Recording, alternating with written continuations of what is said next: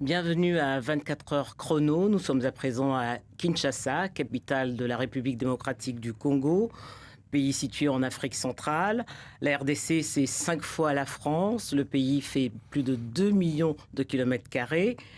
Il est souvent présenté comme un scandale géologique puisqu'il possède d'énormes ressources minières.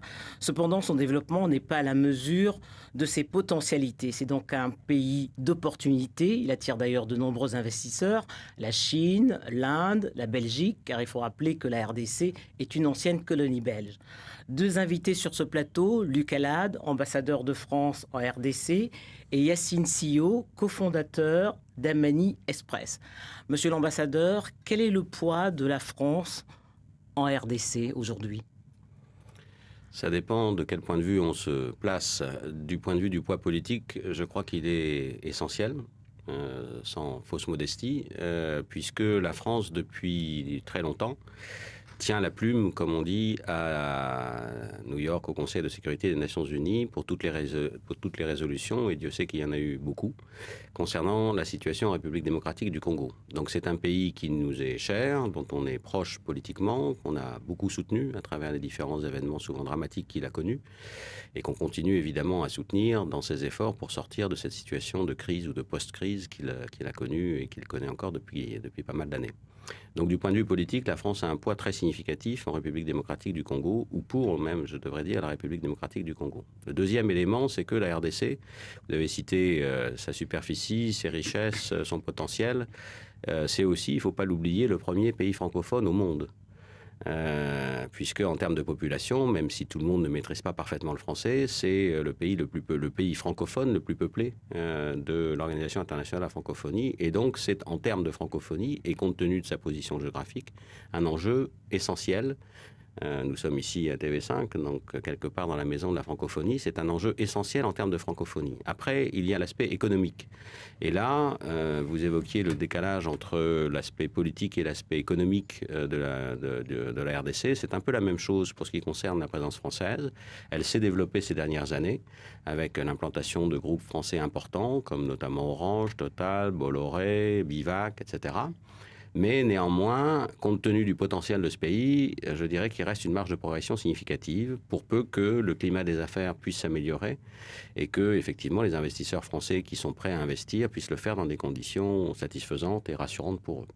Mais face à des investisseurs comme la Chine aujourd'hui qui est de plus en plus présente en RDC, quelle est la situation, la position de la France? Bien, la Chine est très présente parce qu'effectivement, elle investit beaucoup dans le secteur minier, notamment, et dans le secteur des infrastructures. Mais la France a une carte à jouer très, très clairement dans le secteur des services, dans le secteur des infrastructures de transport.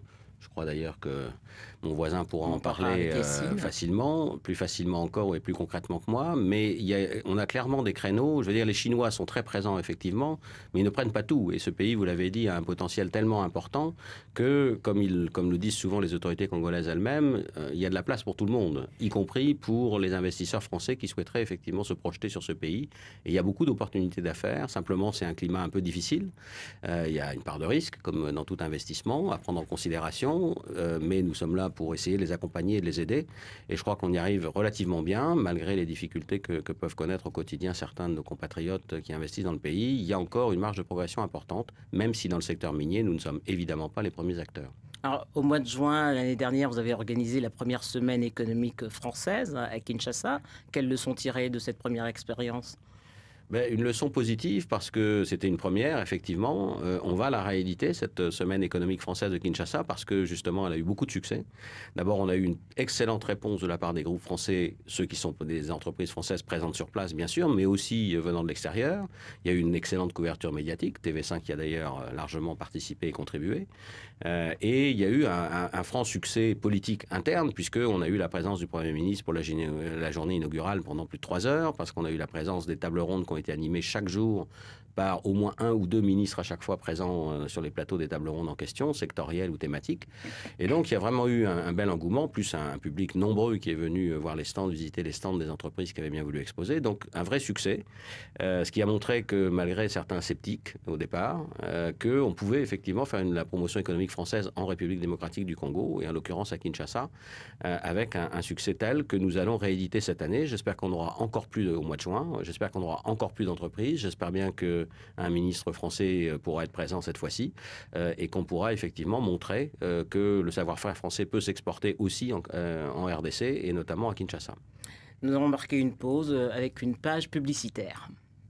En janvier 2016, les 24 heures chrono de l'International fêteront leurs 10 ans d'existence. Profitons de cet anniversaire pour dire un grand merci à TV5 Monde, à tous les partenaires qui nous soutiennent, à tous ces Français du monde entier qui chaque année sont des nôtres. En quelques chiffres, ce sont près de 200 villes traitées durant toutes ces années. Plus de 4000 Français de l'étranger, qu'ils soient entrepreneurs ou expatriés, hommes ou femmes qui ont participé à ces émissions. Et enfin, au total, plus de 15 millions de visionnages durant ces 10 ans. Que la fête de l'International continue et rendez-vous les 19 et 20 janvier 2016 sur mondissimo.com.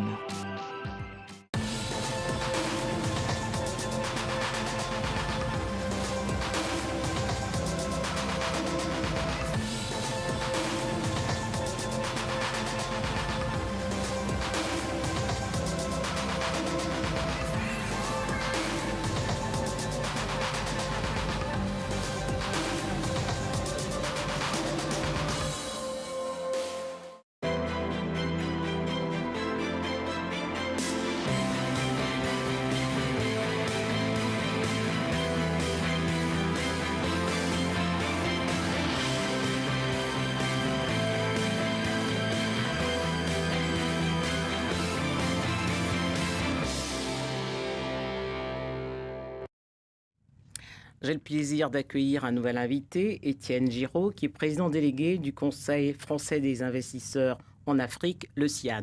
Mais je vais d'abord m'adresser à vous, Yacine Sio. Vous avez été chef d'entreprise en RDC, je devrais préciser jeune chef d'entreprise, parce que à l'époque vous aviez 20 ans, c'était en 2010. Vous étiez installé à l'est de la RDC, une zone où l'insécurité règne quand même depuis plusieurs décennies. Quelles leçons vous gardez de cette expérience ? Bon, l'expérience était très enrichissante, quoique difficile par certains moments. Investir dans un pays qui est 184e sur 190 dans le rang des pays classés les plus corrompus sur le monde, c'est pas évident tous les jours. Maintenant, à l'est de la République démocratique du Congo, il y a un paquet de jeunes diplômés qui n'ont pas d'emploi et qui sont prêts à travailler. Nous, on a trouvé un gérant qui avait un master en philosophie. Il a travaillé pour nous pendant 2 ans. Donc ça, il y avait une expérience humaine qui a été très enrichissante. Sur le plan des affaires, des activités en tout cas aussi. Maintenant, si je devais m'adresser aux Français désireux de s'installer sur place, je leur dirais quand même qu'il y a beaucoup d'obstacles sur place pour développer ces activités et les pérenniser. Lesquels en particulier comme obstacles? Bon, nous on avait investi dans le transport des biens et des personnes. Exactement, terrestres, donc principalement les routes qui sont délabrées. Il faut savoir qu'il y avait plus de routes goudronnées en RDC en 1960 qu'en 2008.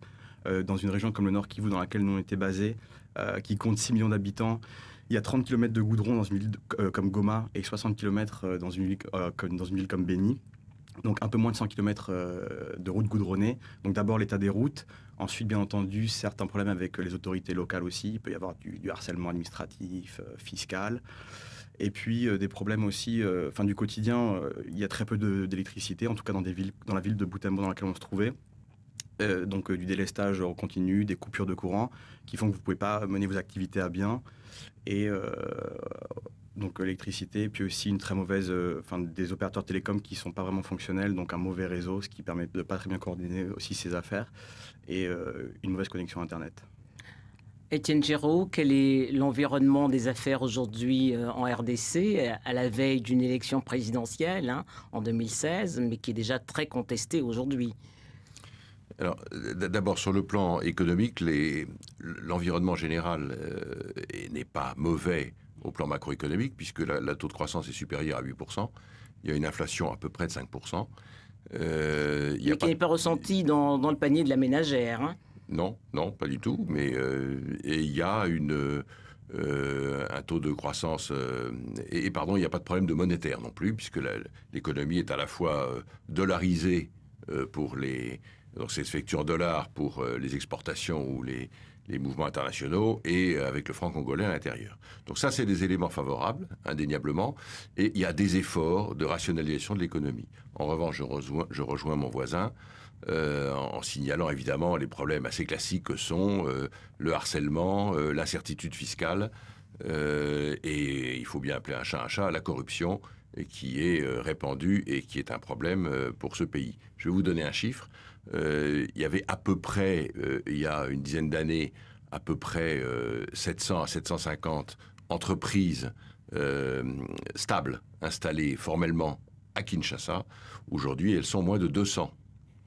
Donc et pour quelle raison ? Une partie est passée dans le secteur informel pour éviter le harcèlement et la pression fiscale, et l'autre partie a fermé parce que le taux d'impôt, par exemple, ou les difficultés économiques administratives les empêchaient de développer leurs affaires. Donc confiance, mais gros progrès à faire.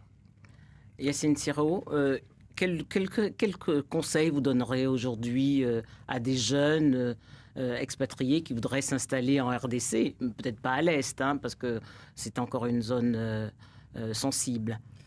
De bien apprendre, de bien connaître le pays avant d'y aller, peut-être déjà. Et s'ils sont désireux de s'installer dans l'optique de monter une entreprise, je leur dirais de passer entre autres par l'ANAPI, donc c'est une agence congolaise, donc c'est l'Agence nationale pour la promotion des investissements,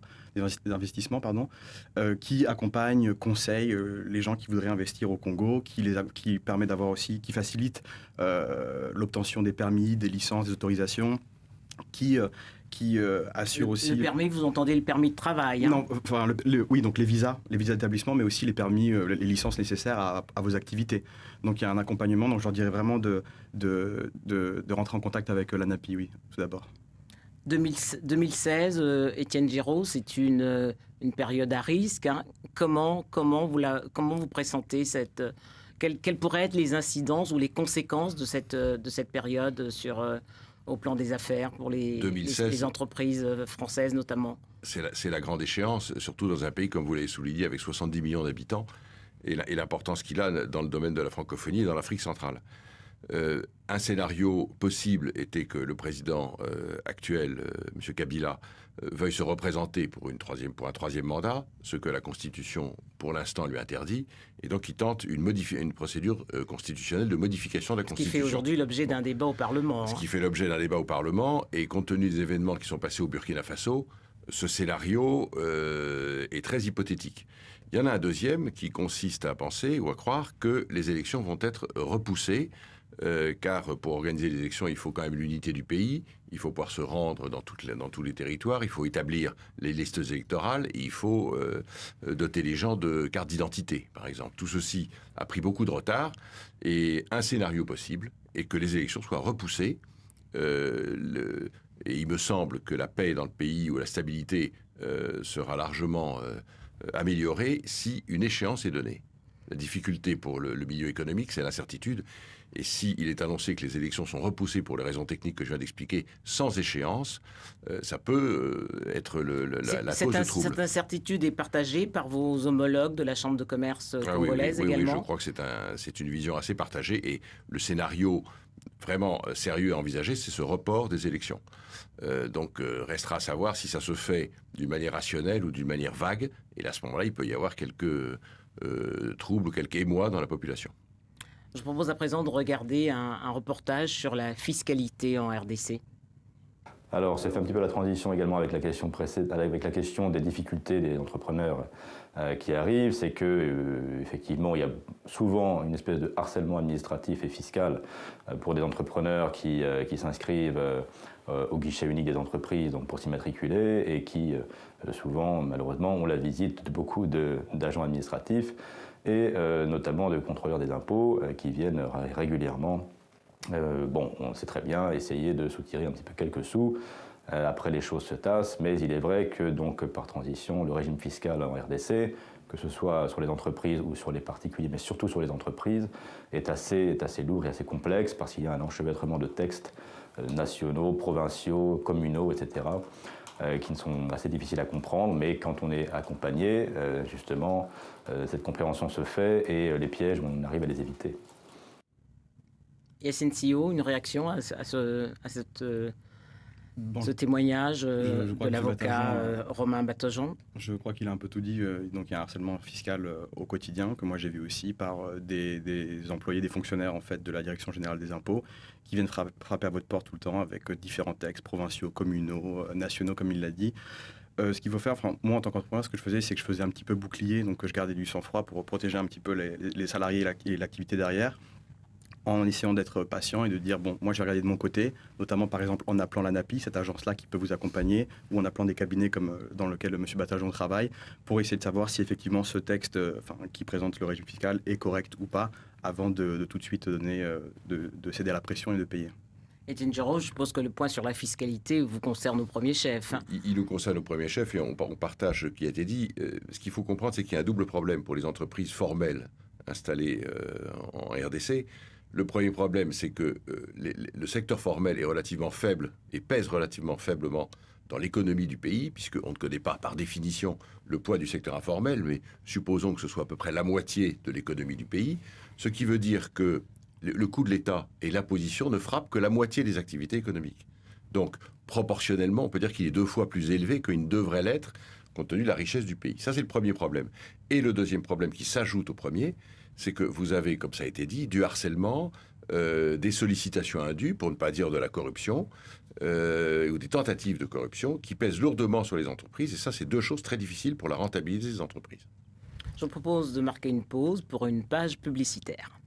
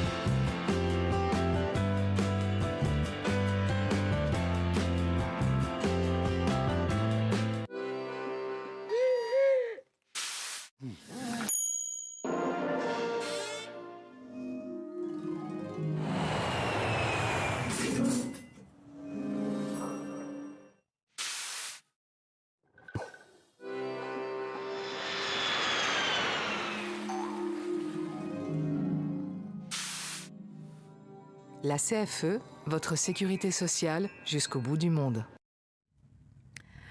Nous accueillons une nouvelle invitée, Noémie Lisbeny-Boyer, de Sciences Po Paris, mais également de l'Institut Carter Center. Bonjour. Bonjour. Alors vous avez parlé surtout de l'éthique, on vient de parler de la fiscalité, mais de la corruption, comme le soulignaient Yacine et Étienne Giraud. Le code des investissements en RDC, quel est-il aujourd'hui ? Alors, dans le domaine minier, il y a un code minier qui est entré en vigueur en 2002 et qui est une base de référence pour les investissements miniers.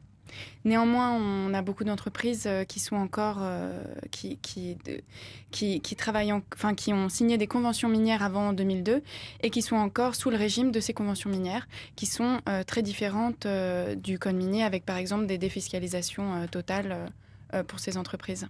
Alors quand on parle d'éthique, ça vaut pour le pays, bien sûr, mais ça vaut également pour les entreprises qui viennent y investir. Est-ce qu'elles sont forcément dénuées de tout soupçon ? Exactement. On parlait tout à l'heure, Yacine parlait tout à l'heure de l'harcèlement des administrations, des inspecteurs des impôts, etc. On a aujourd'hui des grandes entreprises internationales qui sont implantées en RDC et qui, eux, justement, ne payent pas assez d'impôts, et ce sont des impôts qui pourraient permettre le développement du pays. Et c'est ici les impôts importants plus que les petites et moyennes entreprises. Alors quand on parle de la RDC, Yacine Tillot, vous qui avez vécu pendant 3 ans, on parle sur les 11 provinces, il y en a 3 qui sont essentielles au plan économique. Il y a la ville-province de Kinshasa, il y a le Katanga, et puis il y a également le Bas-Congo avec le port de Matadi. Quelles sont les potentialités des 9 autres provinces ? De notre province, bon, un peu dans tous Des les 8 autres, pardon. Des 8 autres, un peu dans tous les secteurs. Bon, ce qu'il faudrait, c'est aussi que la RDC en fait se diversifie parce que là, elle est beaucoup trop dépendante de l'activité minière. Et surtout de la volatilité des prix qui peuvent faire que du jour au lendemain, comme en 2008, des milliers d'ouvriers se retrouvent sur le carreau du jour au lendemain. Donc là, à l'heure actuelle, la RDC en fait tente d'attirer des investisseurs, surtout dans le domaine de l'agro-industrie, en créant des parcs agricoles où il y a de l'agriculture intensive qui s'y pratique. Donc ça, c'est Il est toujours présenté comme le secteur primaire en RDC, l'agriculture. Oui, bon après, le secteur des services aussi est en plein boom. On voit qu'on est passé de quelques opérateurs télécoms. Il y avait à peine 300 000 personnes qui avaient accès à un téléphone en 2003. Maintenant, ils sont près de 20 millions. Il y a un boom immobilier aussi en RDC. Donc, je crois... Dans les services, il y a aussi des choses à faire, le télécom, l'assurance, les énergies, bon, les énergies, donc ça c'est plutôt plus primaire, mais aussi l'hôtellerie, le tourisme qui doit se développer. Et ça, c'est principalement à l'Est, où il y a une très belle région, on peut aller visiter des gorilles, des parcs naturels, mais qui ne sont pas du tout développés pour le moment, où il n'y a absolument aucun touriste. Mais au niveau des PME, quels sont les secteurs à promouvoir aujourd'hui ? À promouvoir aujourd'hui, je dirais l'hôtellerie quand même aussi. Encore une fois, dans les PM... Non, mais je dirais dans l'agroalimentaire, que les Français peuvent s'y rendre. Oui, les télécommunications, tout ça. Principalement. Dans tous les secteurs, finalement. Oui, Léonie. Mais c'est vrai que pour l'agroalimentaire, c'est une nécessité et il y a beaucoup de choses à faire. Et aussi l'hôtellerie, effectivement, par exemple, sur le lac. La RDC a cédé énormément de terres à la Corée et à la Chine. Hein. Oui. Bien sûr, les Chinois sont implantés, mais la RDC est assez grande. Plus de 120 millions, d'hectares de terres arables. Donc il y a encore de quoi faire. Et d'ailleurs, le gouvernement, pardon pour l'expression, mais fout le paquet en ce moment sur ce domaine-là. Mais en dehors des mines et des PME, les autres secteurs porteurs, vous avez parlé de l'agriculture, mais il y en a peut-être d'autres également. Hein, il y a les cosmétiques, le transport maritime, fluvial, terrestre. On sait aussi que le fleuve Congo est un des plus grands bassins hydrauliques du monde. Et je crois que le gouvernement chinois est en train aussi d'envisager de construire et réhabiliter certaines écluses justement sur le fleuve Congo pour qu'il soit, pour la première fois de son histoire, navigable du début à la fin. Et qui puisse produire de l'énergie également, de l'énergie électrique. Avec le barrage Inga 3, oui. Pour les entrepreneurs, je pense que tous les secteurs sont assez porteurs puisqu'il y a une demande très forte dans tous les secteurs. Yacine nous parlait des cosmétiques. Là, exactement, c'est assez difficile à trouver, pas de production sur place, tout est importé. Pareil pour une grande partie des produits des produits agroalimentaires. Donc je pense que tous les secteurs sont finalement porteurs puisque la demande est si forte et l'offre assez réduite. Alors, il y a un secteur dont on parle beaucoup en RDC, c'est le secteur de la sécurité. Vous en savez quelque chose, Yacine, puisque vous avez vécu à l'Est. Et je vous propose de regarder ce sujet sur la sécurité en RDC. Donc là, je voudrais tordre le cou à un cliché, effectivement, qui circule beaucoup sur la RDC et notamment sur Kinshasa. J'entends ici ou là que les expatriés qui vont là-bas ont des difficultés à trouver une assurance pour leur famille ou pour leurs propres assurances personnelles, se voient attribuer des primes de risque car cette ville est considérée comme très dangereuse. La réalité est quand même tout autre. L'insécurité en RDC est essentiellement localisée à l'extrême est du pays, à la frontière du Rwanda, mais Kinshasa en elle-même n'est pas plus dangereuse que notre mégapole de 10 millions d'habitants qu'elle est et qu'on retrouvera partout dans le monde, le même problème de sécurité dans quelques petits quartiers, je dirais, ou quelques zones du pays, de la ville, plus particulièrement touchées par la pauvreté. Mais l'essentiel de Kinshasa est une ville sécure et avec une ambiance, peut-être même trop d'ambiance pour certains qui voudraient de la tranquillité, mais avec beaucoup d'ambiance, de chaleur humaine, d'une vie assez festive, très connue depuis des décennies et qui devient de plus en plus envahissante, peut-être même pour certains habitants qui subissent parfois le vacarme des concerts, des fêtes, etc. Noémie, une réaction à ce sujet ? Oui, je suis d'accord. La RDC est un pays très festif. C'est le pays des ambianceurs, comme on dit. Exactement. C'est le pays des ambianceurs, c'est un pays où la vie est assez agréable au quotidien. Et effectivement, la première fois la fois où j'y suis allée, on m'a dit n'y va pas, c'est trop dangereux. Regarde la carte publiée sur le site du ministère des Affaires étrangères, c'est rouge. On on m'a vraiment prévenu de la part de gens qui n'y étaient jamais allés. Et quand je suis arrivée là-bas, notamment en province, Lubumbashi, Bukavu, etc., j'ai été surprise par justement le fait que ces villes étaient sûres et qu'on pouvait y avoir une vie tout à fait tranquille. C'est peut-être pas l'avis de Yacine, parce que vous, en 2013, vous avez dû fermer votre entreprise avec l'arrivée du M23 à l'Est. Oui, donc ils ne sont pas arrivés dans la ville même. On a appris que voilà, ils avaient pris la ville de Goma et qu'ils planifiaient peut-être de remonter vers le nord. Donc on est parti plus par anticipation que par réel danger immédiat. Mais je veux quand même rejoindre les propos aussi de Noémie en disant que le Congo, même si j'étais à l'est, dans une région qui peut paraître un peu difficile, souvent, je les minimise pas, mais ces exactions se font en brousse. Et quand on habite dans une ville comme moi, à Butembo, oui, moi j'étais plus proche aussi de ce climat d'ambianceur que vous parlez, que d'une vraie rébellion Maï-Maï qui nous importunait au quotidien. Par contre, il est vrai que dans une ville comme Butembo, Goma, il y a de l'insécurité, mais il y a une délinquance presque de droit commun, si vous voulez. Les réels problèmes armés dont on parle en fait à l'international, c'est des choses qu'on voit pas trop quand on y va, sauf à emprunter des routes de brousse ou à faire certaines routes qui sont difficiles et pour lesquelles il n'est pas conseillé d'aller. Luc Alade, l'ambassadeur de France en RDC, le rappelait tout à l'heure, la RDC est le plus grand pays francophone. Quel est le niveau de français en RDC dans un pays où on sait qu'il existe quand même 5 langues nationales qui sont importantes, Noémie? Je l'ai trouvé excellent. Et justement, quand on a deux Congolais qui ne parlent pas la même langue maternelle, un parle le lingala, l'autre le swahili du Katanga, et leur langue commune est le français. Et je trouve justement que c'était un excellent niveau de français en RDC. Excellent. Yacine, vous partagez l'avis de Noémie? Je partage tout à fait. Moi aussi, j'ai été sidéré en arrivant dans une ville comme Goma ou Butembo, à l'est, où même un gamin de 12 ans parle donc le kinandé, sa langue, disons, vernaculaire à la maison, le swahili, le lingala par la musique, la radio qu'il entend nationale, et le français. Et puis comme on est à l'Est et qu'il y a une grosse influence anglophone du fait de la proximité avec l'Ouganda et le Rwanda, quelques mots d'anglais aussi, à peine 12 ans. Donc il y a un capital humain et très linguistique polyglotte. sur... Ouais. Je vous propose de marquer une pause pour une page de publicité.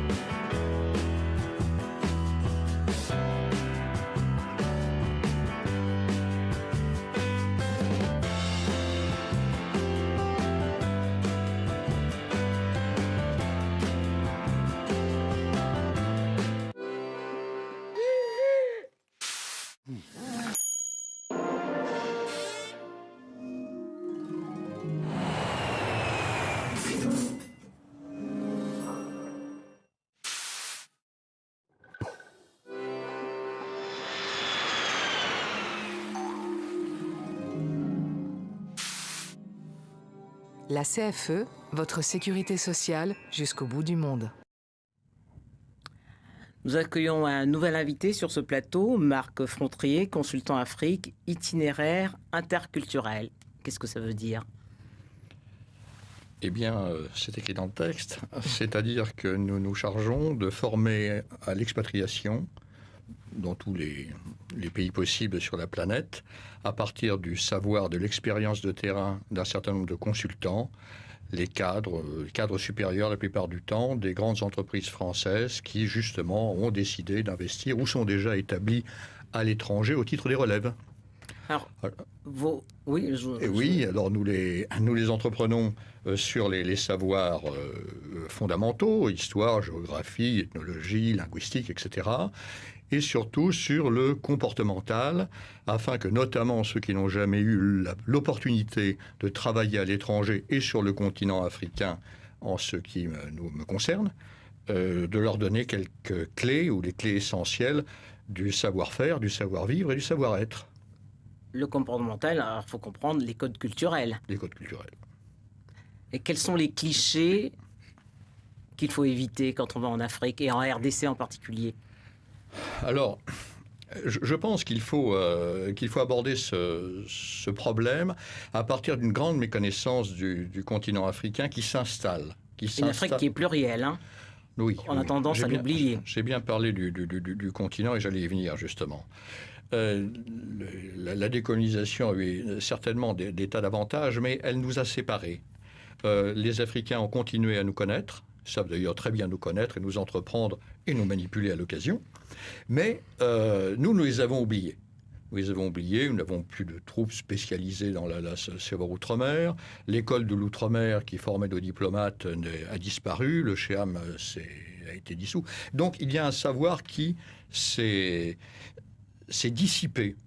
Et maintenant, que reste-t-il? Eh bien, il reste justement un certain nombre de clichés qui sont véhiculés par les médias, mais auxquels on ne peut pas faire grand reproche, parce que souvent, il s'agit de décrire des choses, des États en crise, des situations difficiles, des situations qui sont conflictuelles et qui ne donnent pas forcément... Alors, on a parlé de la corruption il y a quelques instants, on peut même y revenir afin de l'aborder sur d'autres points de vue, qui donnent une image qui est assez effrayante de ce continent.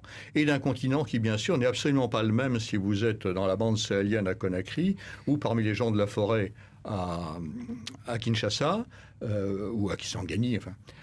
Et encore moins dans la Corne de l'Afrique si on se promène sur le haut plateau éthiopien ou même à Mogadiscio, en Somalie, où ce qu'il en dit est souvent parfaitement partial et souvent erroné. Yassine Sio, avant de vous installer en RDC, aviez-vous des clichés sur ce pays?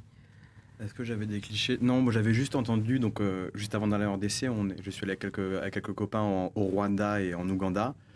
Et en fait, c'était des clichés qui étaient plutôt relayés par les Ougandais et Rwandais, donc j'avais entendu assez peu de choses en Europe. Les Ougandais et les Rwandais les présentaient parfois, mais c'est des rumeurs de rue auxquelles il ne faut pas accorder d'importance, mais ils disaient qu'ils n'étaient pas très travailleurs. Vous avez parlé d'ambianceurs avant, on disait que voilà, ils aimaient faire la fête du lundi au vendredi et puis qu'ils se reposaient le week-end. Donc des clichés un peu sur une certaine paresse congolaise, mais qui provenaient en fait des pays limitrophes. En Europe, j'avais entendu très peu de choses sur le Congo. Marc Fontrier, on dit de Kinshasa que c'est une des capitales les plus chères du continent. Est-ce vrai? Oui, ça c'est probablement vrai. Si je compare à d'autres capitales dans lesquelles j'ai eu l'occasion de me promener ou de séjourner, oui.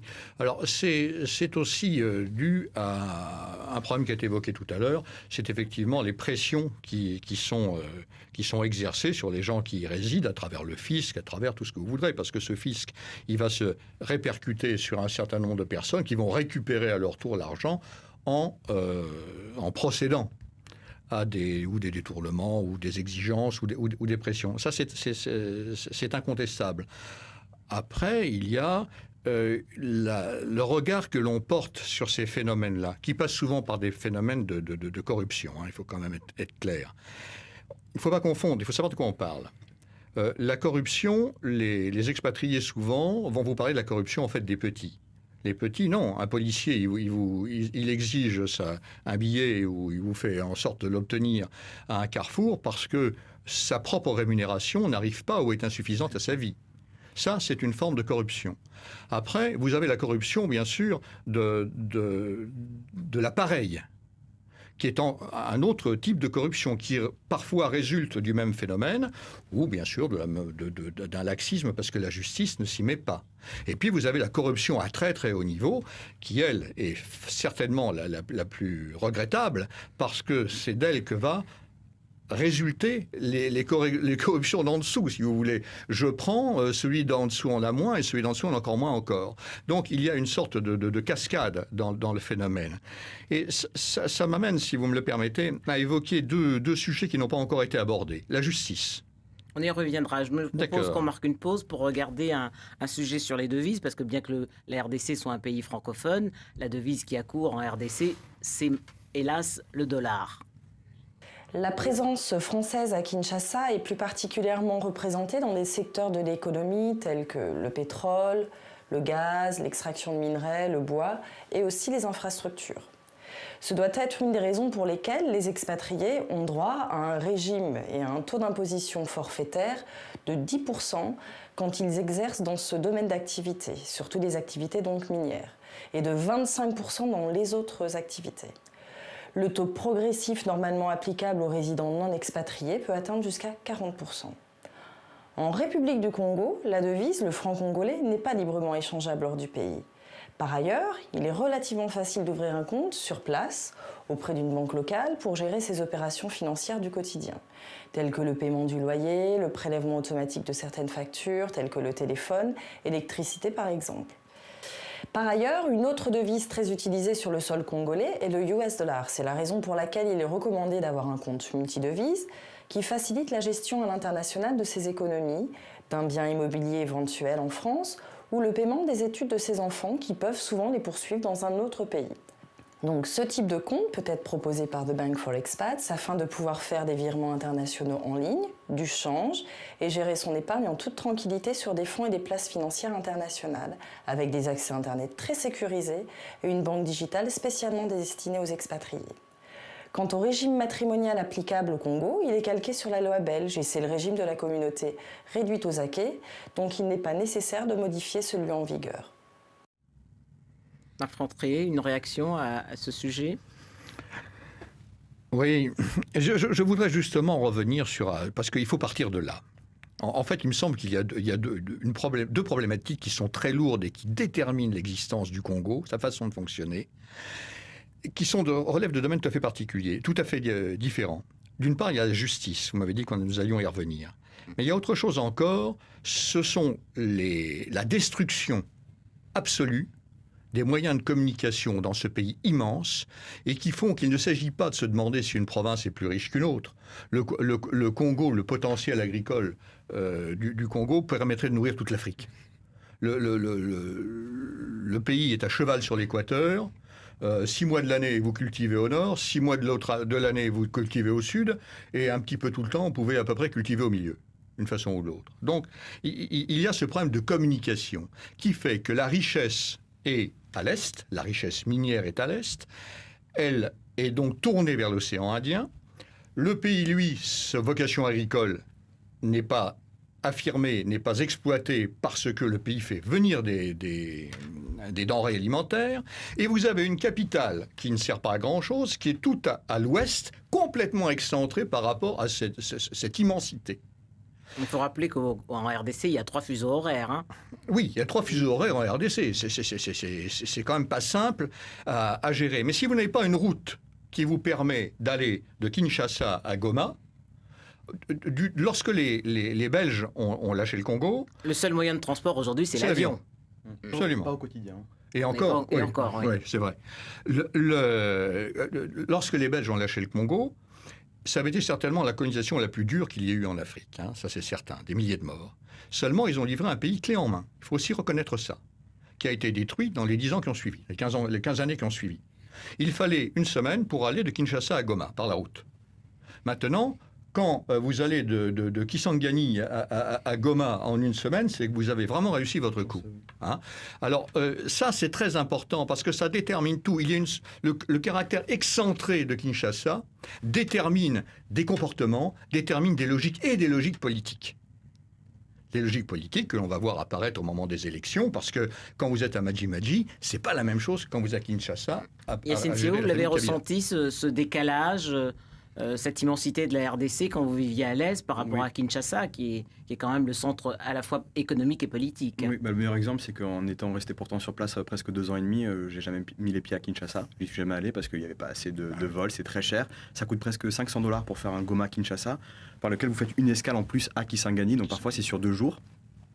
Donc des très mauvais moyens de communication, et d'ailleurs on l'a bien vu l'année dernière au moment de la victoire de l'armée congolaise sur la rébellion. Le président Kabila a voulu faire une tournée dans la région et lui-même s'est empêtré sur les routes qui étaient désastreuses et a tenté une opération de com en montrant que lui-même essayait de reboucher les trous, ce qui a été catastrophique évidemment. Donc ça montrait que même pour le président, les routes il y a 850 km entre Kisangani et Butembo, là où moi je me trouvais. Vous avez parfois, c'est pas des nids de poules, c'est des trous, des cratères qui sont dans le sol, qui sont aussi au moment de la saison des pluies, la route est impraticable, ce qui fait qu'il y a des centaines de morts sur ces routes-là chaque année en RDC. Donc oui, les moyens de communication sont catastrophiques. Marc Franquier. Les Congolais appellent l'office des routes l'office des trous. Congo. Oui, c'est révélateur. En RDC. C'est révélateur, et pour donner un petit exemple, normalement, il y a une entité étatique qui est censée s'en occuper, qui s'appelle le FONER, donc le Fonds de rétablissement d'entretien des routes. Et eux, par exemple, étaient en fait nos principaux raquetteurs sur ces routes-là, donc ils nous renseignaient au quotidien. On demandait quelle était la raison de ces taxes. C'était apparemment pour reboucher les trous. Moi, j'ai jamais vu aucun ouvrier qui travaillait en 2 ans et demi. Marc Frontier, un mot sur la justice avant de conclure ce plateau sur Kinshasa. La justice congolaise a toujours été jugée à l'aune des 2 procès célèbres qu'il y a eu au moment des assassinats, notamment du défenseur des droits de l'homme, Chebeya, mais également de l'assassinat de certains journalistes, de Radio Okapi notamment. Quel regard vous portez sur cette justice congolaise ? C'est le problème. C'est un problème fondamental. Le président Kabila a essayé de ce fils, hein, n'est-ce pas, a essayé de s'y attaquer à ce problème-là. Il tente, d'ailleurs, malgré tout le mal que tout le monde s'applique à dire à son propos. Il faut savoir qu'il n'a pas la partie facile, en l'occurrence. La justice, elle est complètement pourrie. Ce sont les juges qui sont pourris. Le pire des métiers en RDC, c'est avocat. Parce qu'un avocat, ça ne sert à rien. On achète le juge. Hein, une fois qu'on a acheté le juge, les carottes sont cuites. C'est même pas la peine de s'embêter à aller plus loin. Alors l'avocat, lui, là-dedans, il n'a pas de... À la limite, il peut porter des enveloppes, mais ça se résume à ça. Et tant que ce problème de justice ne sera pas réglé, rien ne sera réglé. Tout est vénalisé. Jusqu'aux copies des élèves. Vous avez alors en argent ou en avantage en nature. On parle dans les examens, pour les filles, on parle de points sexuellement transmissibles. C'est quand même pas rien. Et c'est toute la chaîne qui fonctionne comme ça. Alors à partir de ce moment-là, à partir du moment où vous n'avez pas un organisme fiable qui est en mesure de faire valoir un État de droit au sens juridique du terme, hein, il n'y a pas de solution. Il n'y a pas de solution. Et c'est ça le problème. Quand vous aurez remis des routes et quand vous aurez créé un système de justice crédible, beaucoup de choses changeront, naturellement. Yacine Sio, un mot de conclusion. Faut-il, malgré tous ces points négatifs, être tenté d'investir en RDC, de s'y installer ? Bon, si la question c'est il faut répondre à oui ou non, oui, évidemment il faut aller en RDC, j'encourage tous les Français à le faire. Maintenant, garder en tête, surtout par rapport à ce que disait l'ambassadeur et Monsieur Giraud aussi avant, de garder en tête le grand flou dans lequel la RDC va y plonger là en 2015 par rapport aux élections de 2016. En 2016, ouais. Oui, par rapport aux élections de 2016, qu'il y aura quand même des élections locales, municipales et provinciales en 2015. Je rappelle que vous avez vécu les élections de 2011. Hein. Oui, j'étais sur place. Donc il y avait à la fois une effervescence citoyenne, mais dans le domaine des affaires, par contre, il y avait une psychose. Il y a eu aussi une inflation des denrées alimentaires. Les frontières ont été bloquées pendant 3 semaines avant, 3 semaines après. Donc la situation n'était pas très facile. Mais pour répondre à la question, est-ce que les Français doivent s'y rendre ? Oui, bien entendu, mais quand même en gardant en tête tout ce que M. Fontrier a à dire aussi, parce que c'est au Congo, si vous y allez et que vous avez envie d'investir et que vous faites face à la justice, à l'administration, au fisc et tout ça, c'est un vrai yo-yo émotionnel. Vous passez... De la joie à la tristesse dans la même journée. Marc Frontier, un mot de conclusion ? Non, c'est tout à fait ça. Il faut absolument y aller. On ne peut pas avoir politiquement, déjà, des paroles ou des gestes arrogants à l'égard du gouvernement congolais. Ça, c'est fondamental. Ces gens-là sont sensibles, sont réceptifs à toute forme de mépris, donc il faut être très prudent là-dessus.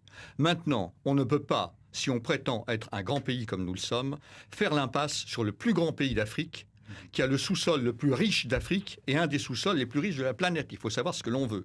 Donc il faut surtout aller au Congo parce que c'est la présence de ces étrangers, la présence d'entreprises que l'on peut espérer loyales qui vont permettre aux choses de changer. Parce que les Congolais sont en train de s'embourber avec des contrats léonins malhonnêtes passés avec des pays qui leur volent leurs diamants, qui leur volent leur cobalt, qui leur volent leur cuivre, qui leur volent leur terre également. On parlait de la terre tout à l'heure, mais qui les volent d'ailleurs pas seulement au Congo, entendons-nous.